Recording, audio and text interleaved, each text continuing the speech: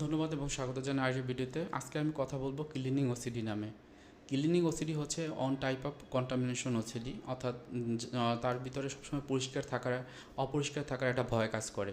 সে ওই ব্যক্তি সবসময় মনে করে যে আমি হয়তো ক্লিন নেই অথবা আমি হয়তো অপরিষ্কার। তো এই যে একটা চিন্তা যখন বারবার ইন্ট্রুসিভলি পারসিস্টেন্টলি এবং রিকারেন্টলি আসে, তখন তার ভিতর তীব্র অ্যাংজাইটি কাজ করে এবং এটিকেই বলা হয় ক্লিনিক ওসিডি। আমরা জানি ওসিডির বিভিন্ন রকমের টাইপস থাকে।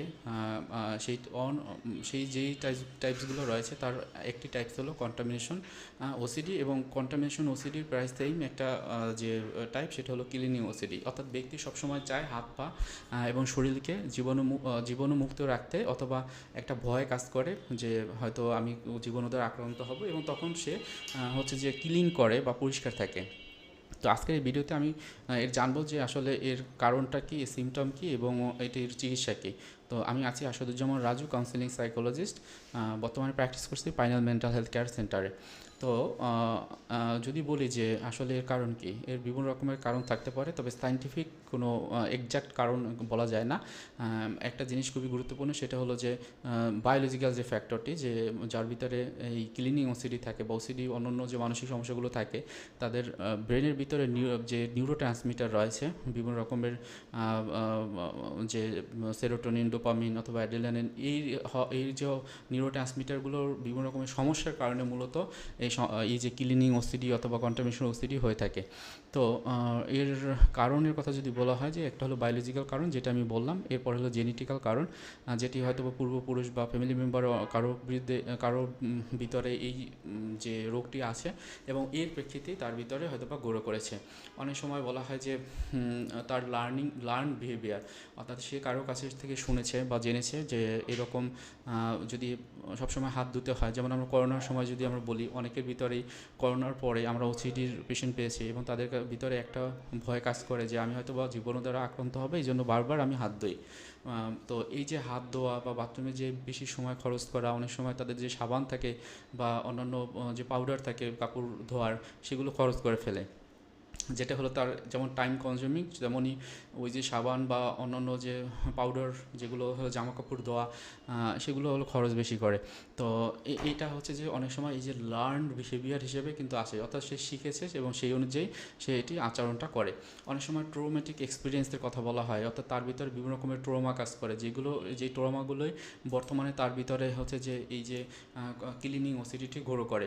অনেক সময় দেখা যায় যে তাদের ভিতরে বিভিন্ন রকমের সমস্যা তারা নিজেরা হয়তো বা বুঝতে পারে, যেটি হলো তাদের তীব্র ঝামেলা তৈরি করে। একটা সময় হচ্ছে যে তারা এখান থেকে বের হওয়ার জন্য বিভিন্ন প্রফেশনাল হেল্প খোঁজে, কিন্তু সেটি তারা পারে না, এবং তখনই কিন্তু তারা হচ্ছে যে নিজেরা বিভিন্ন রকমের অ্যাংজাইটিতে পড়ে।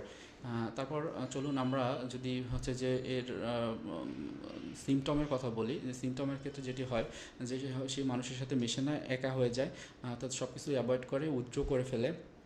সে যখন কারোর সাথে মিশে হ্যান্ডশেক করতে চায় না অথবা কোলাকুলি করতে চায় না, যেখানে সবাই বসে সেখানে সে বসতে চায় না, ওয়াশরুমে গেলে অনেক টাইম কনজিউম করে, অনেক সময় নেয়।